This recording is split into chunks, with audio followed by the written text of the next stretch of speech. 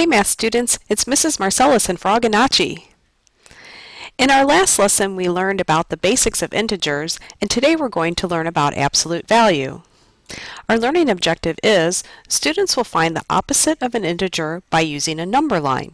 Students will also find the absolute value of an integer by evaluating given expressions. Today's vocabulary. Opposite integers are two numbers that are the same distance from zero in opposite directions.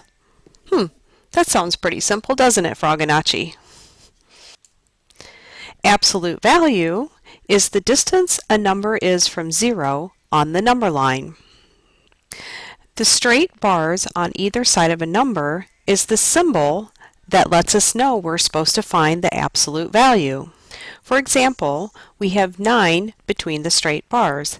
That tells us we want the absolute value of 9.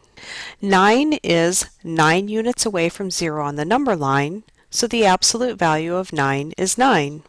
If we have -9 in the absolute value symbol, that tells us we want to know how far -9 is from 0 on the number line. -9 is also 9 units from 0 on the number line. Let's look at some examples, okay, Froganachi? First, let's look at opposite integers. If we want to find the opposite of -5, we have to find the number that is the same distance from 0 on the number line, but in the opposite direction. -5 is 5 units from 0 to the left. The opposite of -5 would be 5 units from 0 to the right. Therefore, the opposite of -5 is 5. Let's find the opposite of 12. The opposite of 12 would be the number that is 12 units from 0, but in the opposite direction. The opposite of positive 12 is -12. Let's find the opposite of -3. The first step is to find the opposite of -3. The opposite of -3 is positive 3, but then we want the opposite of that opposite, so the opposite of positive 3 is -3. When you find the opposite of a number, you will always end up with the number you started with. When we find absolute value, the direction will be given to evaluate the expression. When you evaluate an expression, you find what it is equal to. If we want to evaluate the absolute value of -7, we need to find how many units -7 is from 0 on the number line. -7 is 7 units away from 0. Absolute value is always expressed in positive terms, so the absolute value of -7 is 7. Let's find the absolute value of 35. 35 is 35 units away from 0 on the number line. Therefore, the absolute value of 35 is 35. We can also evaluate expressions containing multiple absolute values. Before we do any type of operation such as addition or subtraction, we first must find the absolute value of the numbers. The absolute value of 4 is 4. 4 is 4 units away from 0 on the number line. The absolute value of -8 is 8, because -8 is 8 units away from 0 on the number line. Now we add the two values together, and we find that our answer is 12. Let's evaluate the given expression. The first thing we need to do is find the absolute values. The absolute value of -14 is 14. The absolute value of -3 is 3. Now we can subtract. 14 minus 3 equals 11. In this case, we'll need to first solve what is inside the absolute value signs before we can proceed. We'll need to subtract 10 minus 6, and that will leave us with the expression, the absolute value of 4. Then we need to find the absolute value of 4.